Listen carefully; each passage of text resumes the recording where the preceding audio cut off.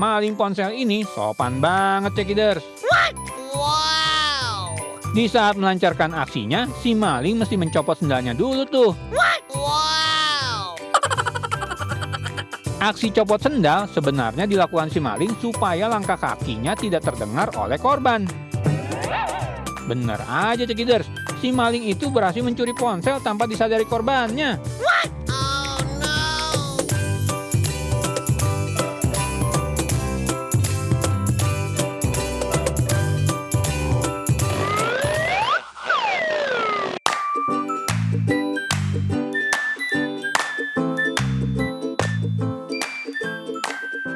Halo emak, itu tas mau dibawa kemana sih? Wow! Waduh, si emak ini nekat mencuri tas di salah satu mall di kota Semarang cekiders. Oh no! Dengan memanfaatkan kelengahan korban, si emak terlihat dengan sengaja mengambil tas lalu kabur meninggalkan lokasi. Oh no! Isi dalam tas yang dicuri terdapat 2 ponsel, kunci motor, perhiasan emas, uang tunai, dan alat make up.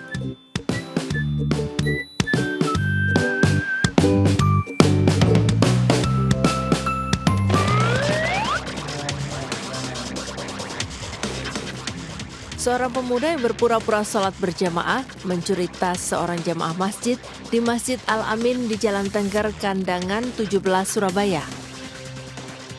Aksi pelaku terekam kamera CCTV.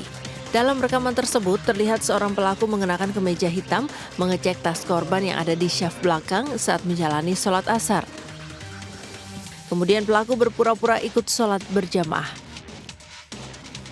Saat kondisi jamaah sujud, barulah pelaku mengeksekusi tas korban, kemudian kabur meninggalkan masjid.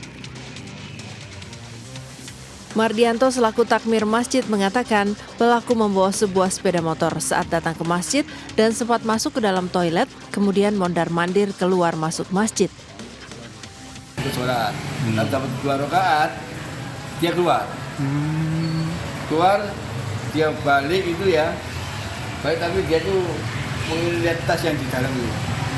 Tas di dalam itu, terus dia ikut sholat lagi di belakang lagi kan. Waktu sujud, begitu yang sapi ini enggak merasa kalau dia orang mau nyuri dan enggak. Begitu ini sujud gini, dia bangun lagi, ambil tas di luar tuh.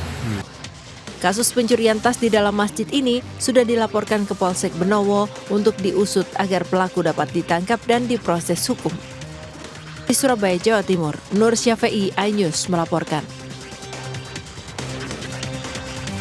Pemirsa, tim gabungan bersenjata lengkap di Treskrimum bersama Satuan Brimopolda Sulawesi Selatan menggerebek ke lokasi judi sabung ayam dan judi dadu dengan omset miliaran rupiah di Desa Lembang Tombong, Landa, Kabupaten Toraja Utara, Sulawesi Selatan.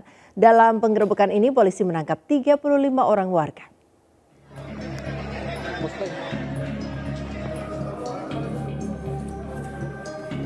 Seperti inilah aktivitas arena judi sabung ayam dan dadu yang melibatkan ribuan warga yang digelar di Desa Lembang Tombong, Langda, Kecamatan Sopai, Kabupaten Toraja Utara, Sulawesi Selatan.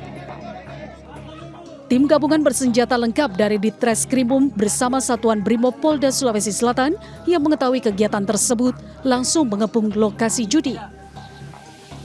Akibatnya para pelaku maupun penonton kabur berhamburan. Ada yang bersembunyi di permukiman warga dan ada juga yang lari masuk ke dalam hutan untuk menghindari kejaran polisi.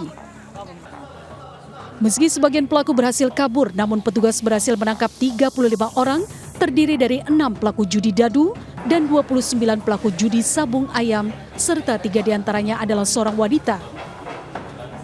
Diketahui aktivitas judi sabung ayam dan judi dadu ini telah berlangsung selama pekan terakhir dengan omset perputaran uang dari puluhan juta hingga miliaran rupiah.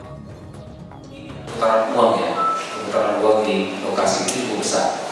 Kalau hari biasa weekend bisa menyentuh sampai 1 M putaran. Kalau weekend ini weekend yang tentunya bisa lebih dari 1 M sampai 2 M perputaran. Selain menangkap pelaku, polisi juga menyita sejumlah barang bukti berupa uang tunai senilai 55 juta rupiah, 30 ekor ayam, 12 taji ayam, 17 buah dadu, 3 buah stopwatch, 2 buah papan permainan judi dadu, serta barang bukti lainnya. Dari Kabupaten Maros, Sulawesi Selatan, Wahyu Ruslan, iNews melaporkan. Sepekan jelang arus mudik Lebaran, sejumlah ruas jalan lintas Sumatera di Provinsi Lampung masih memprihatinkan. Banyak lubang-lubang besar menganga.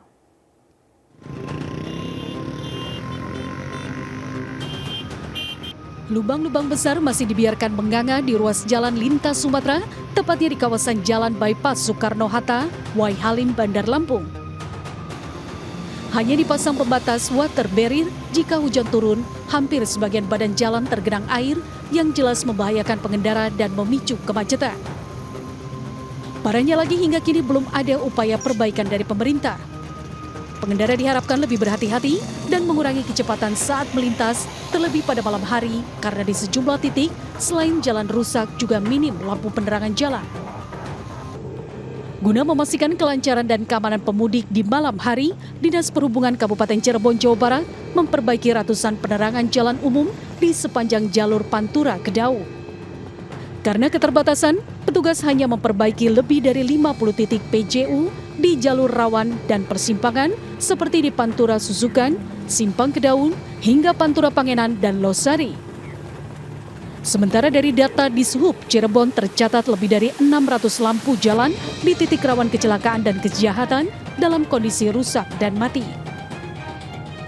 Operasi perbaikan lampu penerangan jalan masih akan terus dilakukan hingga 3 hari ke depan dan memastikan seluruhnya aktif saat mudik nanti demi menekan angka kecelakaan maupun kejahatan di jalur-jalur rawan tersebut. Dari Cirebon, Jawa Barat dan Lampung, Tim Liputan iNews melaporkan. Tim hukum Capres nomor urut 1 Anies Mohaimin menilai KPU melanggar prosedur saat menerima pendaftaran Gibran Rakabuming Raka sebagai calon wakil presiden. KPU seharusnya mengubah PKPU setelah MK membacakan putusan terkait syarat usia Capres-Cawapres. Sidang lanjutan sengketa hasil Pilpres 2024 digelar di Mahkamah Konstitusi dengan agenda mendengarkan keterangan saksi dan ahli dengan pemohon kubu 01 pasangan Capres Anies Baswedan dan Muhaimin Iskandar. Dalam penyampaian keterangannya, tim hukum menilai pendaftaran calon wakil presiden nomor urut 2 Gibran Rakabuming Raka tidak tepat dan salah sasaran.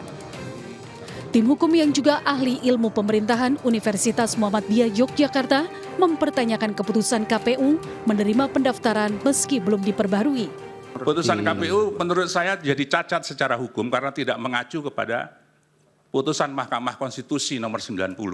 Walaupun dia mengubah,